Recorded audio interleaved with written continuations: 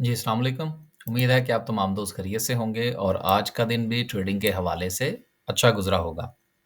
Market का जायज़ा लेते हैं इंशाल्लाह और कुछ उस पर बात करेंगे, कुछ थोड़ा स्ट्रैटेजी बनाने की कोशिश करेंगे कि कल जो है, वो सूरत-ए-हाल किस तरफ जा सकती है।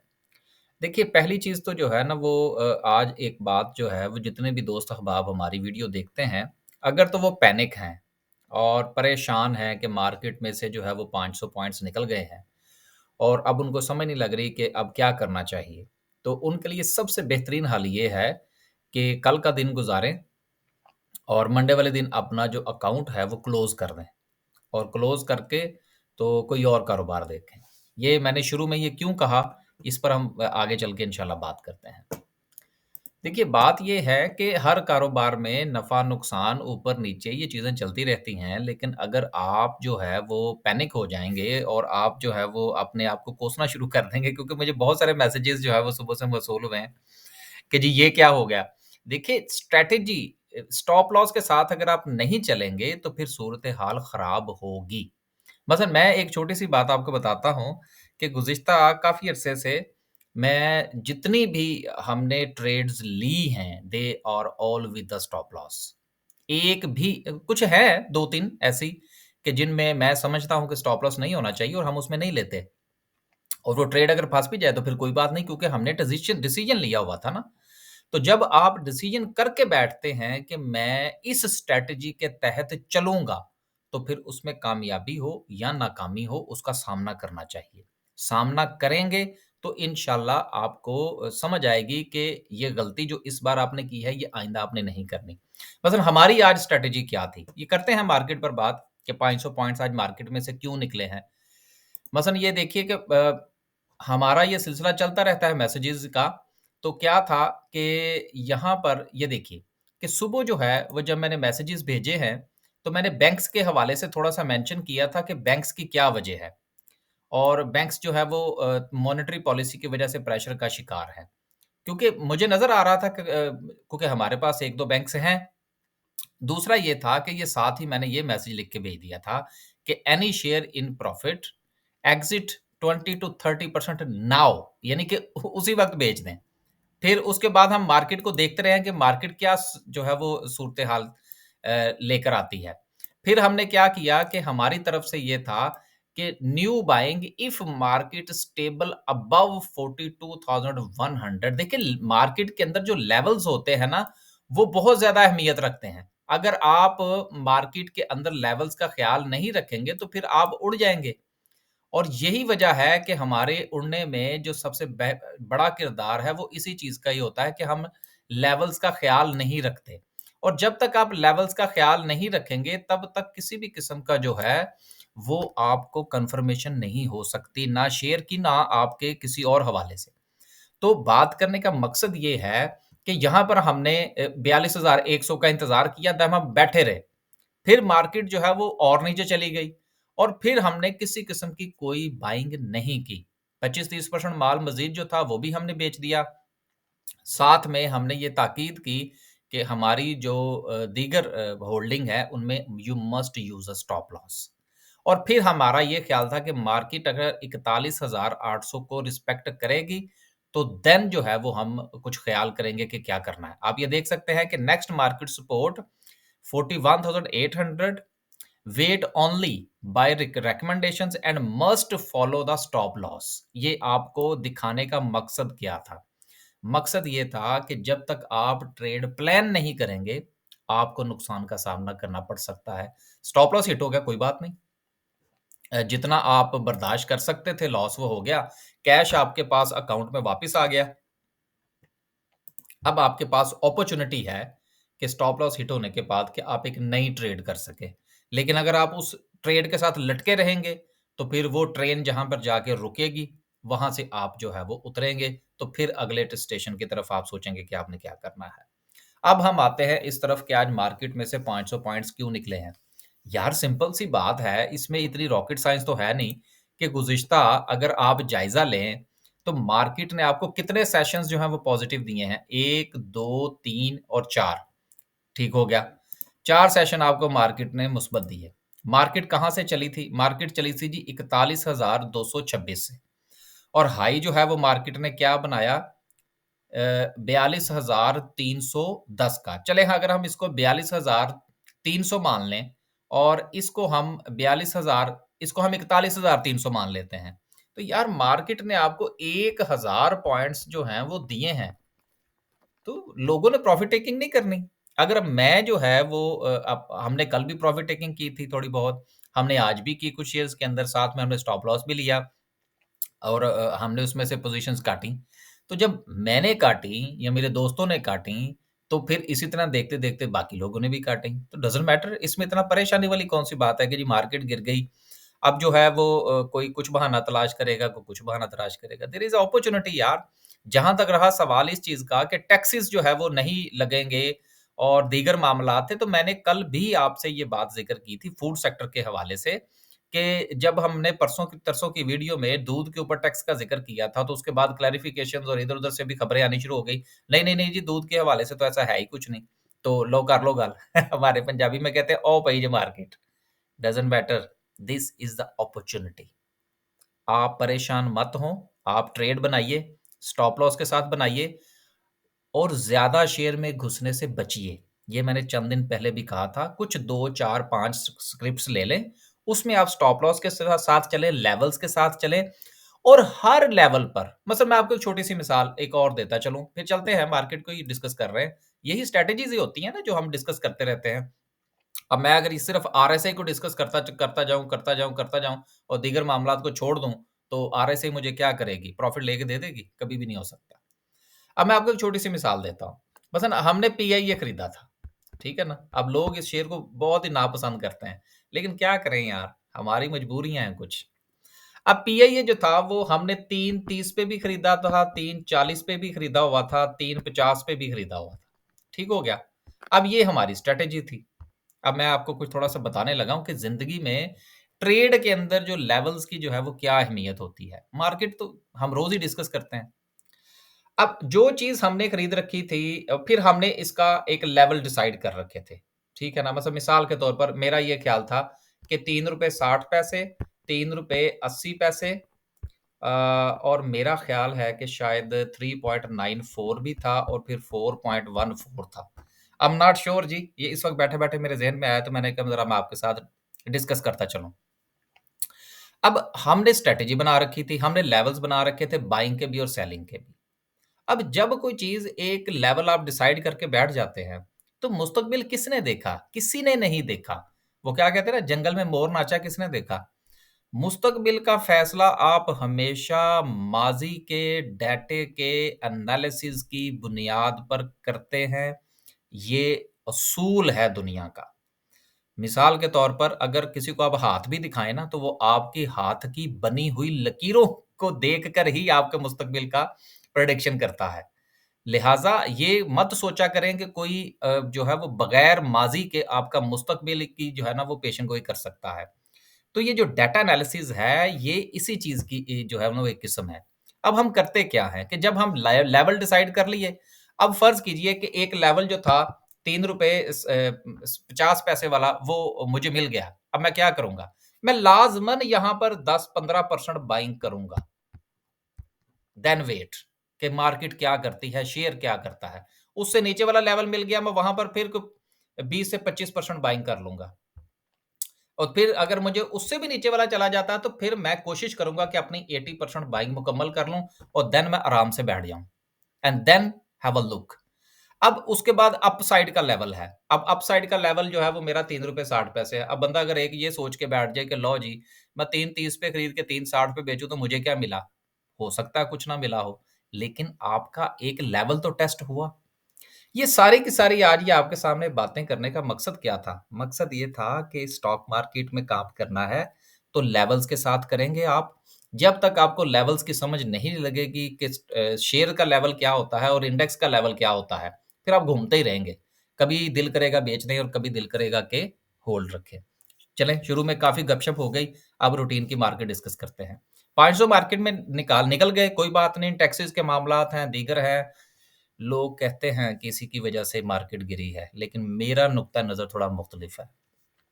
टाइम मिलेगा मैं उसके ऊपर बात करूँगा। फॉर्मेशन कमांडर जो हमारे वो हुई है, हमारे सिपा-सलार के ज़ेर सदारत जो फॉर्मेशन कमांडर की जो कॉन्फ्रेंस हुई है, उसके बाद जो एलामिया जारी हुआ है, वो आपने पढ़ा है?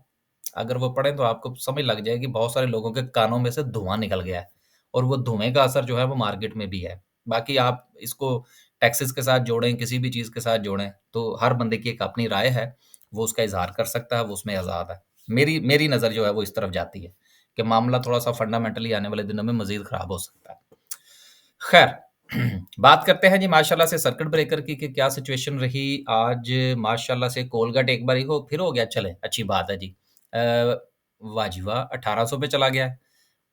देन चलें कुछ नहीं है जी। उसके बाद है लोअर कैप की बात करते हैं तो कुछ नहीं है।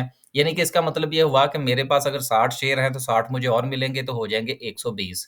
लेकिन मेरा कुछ मूड बन रहा है कि मैं ना उससे पहले ही बेच दूँ। क्योंकि जब ये एक्स होके नीचे जाएगा तो फिर शायद थोड़ा-सा मज़ीद नीचे जाए, तो फिर इसको दोबारा बायबैक कर लेंगे। आगे चलते हैं जी और बात करते हैं ग्राफ़िकल व्यू की कि आज माशाल्लाह से वॉल्यूम किसमें लगा। यूनिटी के अंदर लगा 25 मिलियन, डब्ल्यूटीएल के अंदर सिर्फ़ 15 मिलियन का वॉल्यूम। पीआईबीटीएल है, पीआईए है, टेली भी चला। देखिए जो आपका टेक्नोलॉजी सेक्टर है, उसके ऊपर अगर आपको लगता है कि मामलात अभी वक़्ती तौर पर ख़राब हैं, तो उसको एज़ ए अपॉर्च्युनिटी लें आप। इन्होंने रोते-धोते हुए आईटी सेक्टर को कुछ ना कुछ इनको देना पड़ेगा। क्योंकि अगर इन्होंने टैक्सेस भी इकट्ठे करने हैं, तो उसके लिए जब तक काम नहीं होगा, तब तक टैक्स कहाँ से आ जाएँगे? गैबी मदद तो नहीं आएगी इस तरह से। तो इसलिए डोंट वरी अबाउट दैट और इसको आप एज़ ए अपॉर्च्युनिटी लें और अपने लेवल डिसाइड करें और उस लेवल पे आप एंट्री कर लें, कुछ नहीं होता, लेकिन स्टॉप लॉस के साथ। आगे चलते हैं जी और बात करते हैं आज की कि और क्या सिचुएशन रही। सेक्टर वाइज़ देखें तो सबसे ज़्यादा जो है वो कमर्शियल बैंक्स गिरे हैं। कमर्शियल बैंक्स गिरे हैं, लेकिन ये ऊपर केमिकल्स है, नीचे कमर्शियल बैंक्स है, दोनों के दरमियान फ़र्क बड़ा कम है। देखिए ये केमिकल के जो आपको ये 30 पॉइंट्स नज़र आ रहे हैं, ये कोलगेट वाले हैं, ये वाले। मैं दोबारा से दिखा दूँ ताकि हाँ, ये। इसलिए आप इसको इतना ज़्यादा ना कंसीडर ना कीजिएगा। भूल जाएँ इसको कि ये ऊपर कुछ ग्रीन है आज। आज सिर्फ़ हम नीचे से डिस्कस करेंगे सारी मार्केट को। कमर्शियल बैंक्स हैं, कमर्शियल बैंक्स को थोड़ा देख ना लें। मार्केट का थोड़ा-सा हमें ओवरव्यू मज़ीद मिल जाएगा। एडिटिंग नहीं होती यार हमारी वीडियो की, अगर आप पहली बार देख रहे हैं तो एडिटिंग के बगैर ही आती है। इसलिए बहुत सारी बातें कुछ इधर-उधर की भी आ जाती हैं। कमर्शियल बैंक्स को देख लेते हैं और दूसरा ये है कि 2-4 पॉइंट्स हम लिख के बैठे होते हैं कि ये हमने मार्केट में डिस्कस करने हैं वीडियो के दौरान, लेकिन बाज़ औक़ात जो है वो बातें इधर-उधर भी निकल जाती हैं। आज माशाल्लाह से सबसे ज़्यादा बैंक कौन-सा गिरा है उसको देखना है हमने। 2.83% बैंक अल हबीब गिरा है, उसके बाद बैंक इस्लामी गिरा है। नहीं यार, कुछ नहीं है, कोई इतना ख़ास नहीं है। सिर्फ़ और सिर्फ़ वजह मसला ये बना है कि 2-2% गिरने की बजाय वो पूरे सेक्टर का असर बड़ा आ गया है। बाकी कोई ख़ास जो है वो मुझे नहीं लगता कि बैंकिंग सेक्टर गिरा है और अगर गिरा भी है तो कोई बात नहीं। शरह सूद जो है वो कम तो नहीं होगी, अगर बढ़ेगी नहीं तो कम भी नहीं होगी और हुकूमत को पैसों की ज़रूरत पड़ेगी, बॉन्ड्स जो हैं वो जाएँगे, टी बिल्स जो हैं वो जाएँगे, सुकूक जो हैं वो जारी होंगे, तो ये सारे के सारे कौन खरीदेगा? बैंक्स खरीदेंगे। मनी मार्केट चले ही चले, सो डोंट वरी। आगे चलते हैं जी। उसके बाद टेक्नोलॉजी सेक्टर है, इसको आप एज़ ए अपॉर्च्युनिटी लें। ऑयल एंड गैस सेक्टर है, कोई बात नहीं, पिछले दिनों इसके अंदर कोई 200-400 पॉइंट्स पड़े थे, अब नीचे चले गए हैं। ओजीडीसीएल, पीपीएल के ऊपर नज़र रखें, उनके लेवल्स निकालें और स्टॉप लॉस के साथ पोज़ीशन लें। सीमेंट सेक्टर से परहेज़ करें, सीमेंट सेक्टर का कोई पता नहीं कि आगे इसकी सेल्स किस तरफ जाएँगी। अगर हुकूमत ने 10 पैसे पर किलोग्राम कल टैक्स आयद कर दिया किसी भी हवाले से, तो फिर मामला ख़राब होगा। उसके बाद फर्टिलाइज़र सेक्टर है, रोते-धोते लोगों ने महँगी हो, सस्ती हो, थोड़ी डालें, ज़्यादा डालें, खाद डालनी ही डालनी है। सो अगर हम देखें टेक्नोलॉजी सेक्टर इसको एज़ ए अपॉर्च्युनिटी लिया जा सकता है, कमर्शियल बैंक्स को लिया जा सकता है, उसके बाद फर्टिलाइज़र सेक्टर को लिया जा सकता है एंड देन पावर जनरेशन, ये तो मेरा पसंदीदा सेक्टर है। तो ये 4 सेक्टर ऐसे हैं कि जिनमें आपको अपॉर्च्युनिटी लेनी चाहिए। अब सवाल ये पैदा होता है कि क्या सारे के सारे पैसे जो हम इनमें लगा दें? नहीं यार, कोई ज़रूरत नहीं। कोई एक आध शेयर इसमें से देख लें, कोई एक आध इसमें से देख लें, एक आध इसमें से देख लें, एक आध इसमें से देख लें एंड देन लेवल्स निकाल के उसके स्टॉप लॉस बना के द ट्रेड बना लें और सुकून से बैठ जाएँ। और इस तरफ भागे-भागे ना फिरा करें कि जी मार्केट चल गई जी, मेरा शेयर नहीं चला। ऐसे नहीं होता। आप अगर गुज़िश्ता 5 दिन का डाटा उठा के देख लें, तो एक दिन आपको सीमेंट सेक्टर चलता हुआ नज़र आया होगा। अब ये ज़रा थोड़ा-सा समझ लें इन चीज़ों को। एक दिन सीमेंट सेक्टर चलता हुआ नज़र आया आपको, एक दिन टेक्नोलॉजी सेक्टर चलता हुआ नज़र आया आपको, एक दिन ऑयल एंड गैस सेक्टर चलता हुआ नज़र आया आपको। मेरा ख़्याल है शायद 1 आध दिन अगर हम 1-2 वीक पहले देखें तो बैंक्स भी चले थे। ठीक है? उसके बाद फर्टिलाइज़र 2-3 दिन जो है वो एग्रो कॉर्पोरेशन भी चलता रहा है। तो ये सिलसिला इसी तरह से ही होता है। सारी मार्केट कभी भी नहीं चली। इसलिए डोंट वरी, टेंशन ना लिया करें कि जी मेरा शेयर नहीं चला। अगर शेयर नहीं चला तो फिर आप जो है वो उसकी जगह पर कोई और शेयर जो है वो देख लीजिए। और मुझे चलते-चलते आखिर में मैं वो एक बात का ज़िक्र करता चलूँ कि मैंने कल अपनी वीडियो में कहा था कि अगर आपने एक शेयर ₹8 का खरीद रखा है और वो नहीं चला, तो आप उसी प्राइस के अंदर जो है वो कोई और शेयर जो है वो तलाश कर लें। तो किसी ने कमेंट किया हुआ था कि अगर वो भी ना चले तो फिर क्या करें? अगर वो भी ना चले तो फिर आप कुछ दिनों के लिए मार्केट से साइड पे हो जाएँ, ताकि हो सकता है किसी का शेयर चल जाए। माज़रत के साथ इसको माइंड ना कीजिएगा, चीज़ें जो हैं वो मैं थोड़ा लाइट लेकर चल रहा हूँ, लोग आज बड़े परेशान हैं। और अगर आप परेशानी को दिमाग पर सवार कर लेंगे, तो कल अच्छा डिसीज़न कौन करेगा यार? स्टॉक मार्केट में रोज़ मेला लगता है।